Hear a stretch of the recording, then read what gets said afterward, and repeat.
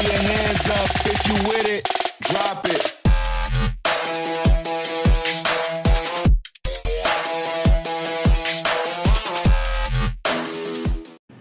Assalamualaikum warahmatullahi wabarakatuh. Perkenalkan, nama saya Rizky Anita Bella, NIM 182180133. Saya Nurul Kusnaini, NIM 182180118. Saya Nurul Farida, NIM 1821811128. Kelas 6D akan menjelaskan terkait model tematik terpadu tipe integrated.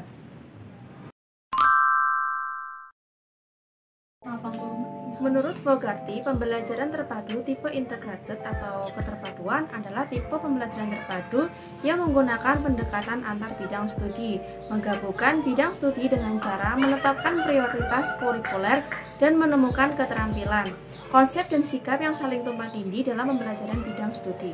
Model pembelajaran terpadu ini menggunakan pendekatan antar mata pelajaran.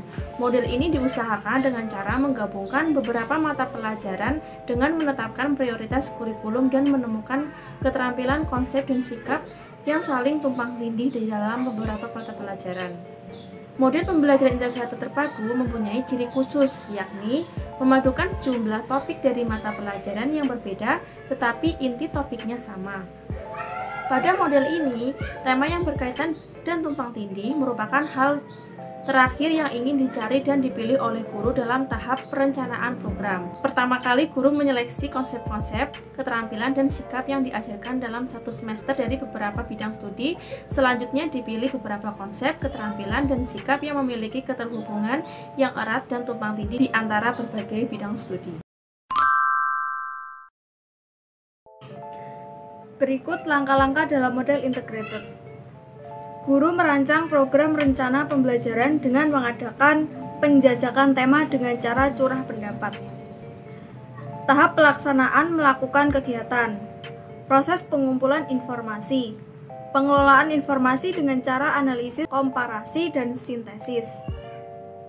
Penyusunan laporan dapat dilakukan dengan cara verbal, grafisi, piktorial, audio, gerak, dan model. Tahap kulminasi dilakukan dengan penyajian laporan, yaitu dengan tertulis, oral, unjuk kerja, produk. Penilaian meliputi proses dan produk dengan menggunakan prosedur formal dan informal dengan tekanan pada penilaian produk. Kelebihan dan kekurangan pembelajaran terpadu tipe integrated.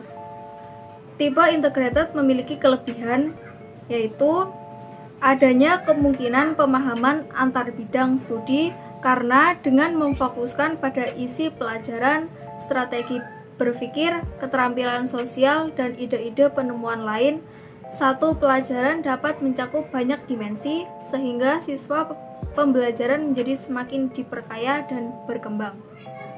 Satu pelajaran dapat mencakup banyak dimensi, sehingga siswa menjadi kaya akan pengetahuan dari apa yang telah diajarkan guru melalui model integrated. Memotivasi siswa dalam belajar. Tipe integrasi juga memberikan perhatian pada berbagai bidang yang penting dalam satu saat. Tipe ini tidak memerlukan penambahan waktu untuk bekerja dengan guru lain. Dalam tipe ini, guru tidak perlu mengulang kembali materi yang tumpang tindih, sehingga tercapailah efisiensi dan efektivitas pembelajaran. Kekurangan tipe integrated yaitu terletak pada guru, yaitu guru harus menguasai konsep, sikap, dan keterampilan yang diprioritaskan. Tipe ini memerlukan tim antar bidang studi, yaitu baik dalam perencanaannya maupun pelaksanaannya. Pengintegrasian kurikulum dengan konsep-konsep dari masing-masing bidang studi menuntut adanya sumber belajar yang beraneka ragam. Dalam penerapannya, sulit menerapkan tipe ini secara penuh.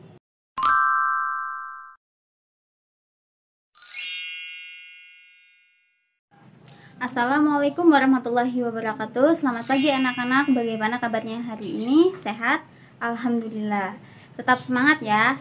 Apakah hari ini ada yang tidak hadir? Tidak ada? Hadir semua ya. Oke, sebelum pembelajaran dimulai, Ibu minta tolong kepada ketua kelas untuk memimpin doa agar pembelajaran kita hari ini lancar dan bermanfaat. Baik, Saka, silakan pimpin doanya. Selesai. Sebelumnya kita menyanyikan lagu Indonesia Raya bersama. Silakan semuanya berdiri. Ya, sudah selesai. Boleh duduk lagi. Ayo, kemarin siapa yang sudah membaca buku? Adakah yang bisa menjelaskan apa isi bukunya? Baik, Dinar, silakan. Hari ini kita akan belajar tentang peristiwa atau tindakan pada teks non-fiksi serta akan belajar tentang siklus air dan faktor-faktornya. Sekarang coba buka buku tema kalian. Lalu buka halaman 52. Kemudian amati kedua gambar A dan gambar B. Lalu Ibu mau tanya nih, menurut kalian mana sih gambar yang lebih indah dilihat? Ya betul, gambar A. Kenapa tidak gambar B? Karena gambar B terlihat kering dan gersang. Beda ya dengan gambar A, daunnya hijau dan terlihat segar serta asri. Apakah gambar A dapat berubah seperti gambar B? Dan apakah yang penyebabnya? Adakah yang bisa menjawab? Ya, Aldi mau menjawab. Silakan Aldi. Betul sekali jawaban Aldi. Tepuk tangan teman-teman untuk Aldi. Gambar A bisa loh berubah seperti gambar B. Penyebabnya yaitu faktor alam dan faktor manusia. Kalau faktor alam contohnya perubahan musim, dan kalau faktor manusia contohnya yaitu karena kurangnya kepedulian dalam merawat lingkungan serta rusaknya siklus air dan lain sebagainya. Paham semuanya? Kemudian cara yang bisa dilakukan untuk mengatasi peristiwa di gambar B agar kembali menjadi asli lagi yaitu dengan melakukan penanaman kembali atau reboisasi. Cara lainnya untuk menjaga lingkungan bisa dengan membuang sampah pada tempatnya dan rajin merawat atau menyiram tanaman. Begitu ya anak-anak, paham semuanya? Baik, kita lanjut ya. Sekarang Ibu minta kalian membaca pada buku tema mengenai perubahan lingkungan karena faktor alam dan kegiatan manusia. Ibu beri waktu 10 menit untuk membaca. Mulai dari sekarang, silahkan. Baik, sudah selesai ya waktunya. Sekarang Ibu ingin meminta pendapat kalian. Apa saja sih perubahan lingkungan yang menguntungkan dan perubahan lingkungan yang merugikan? Ada yang bisa menjawab? Ibu tunjuk ya. Silakan Bella mencoba untuk menjawab. Betul sekali ya jawaban yang Bella berikan. Contoh perubahan lingkungan yang menguntungkan misalnya kondisi air surut yang dan pasang sering digunakan oleh nelayan untuk menangkap ikan.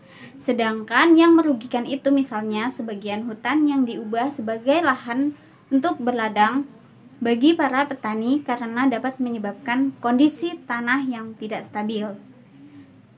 Begitu ya. Baik, sekarang Ibu bagi menjadi 4 kelompok. Nanti kalian akan berdiskusi dengan teman sekelompok kalian. Dan dari diskusi tersebut kalian membahas mengenai yang pertama. Silakan kalian menulis proses terjadinya air tanah.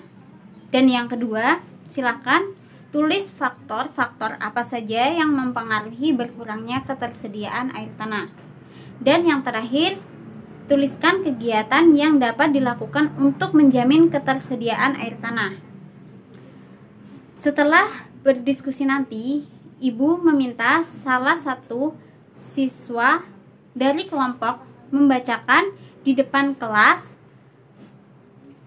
Setelah itu, kita diskusikan bersama dengan kelompok yang lain. Oke, sudah ya. Mari kita mulai dari kelompok 1. Siapa yang mau maju ke depan untuk menjelaskan? Dari kelompok 1. Kaila? Ya, silakan Kaila. Oke, bagus sekali. Lanjut untuk kelompok 2 ya.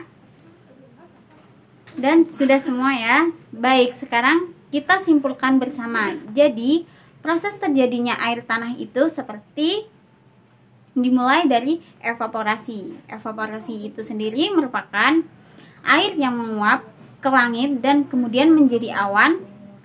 Dan yang kedua yaitu transpirasi, merupakan penguapan udara dari tumbuhan.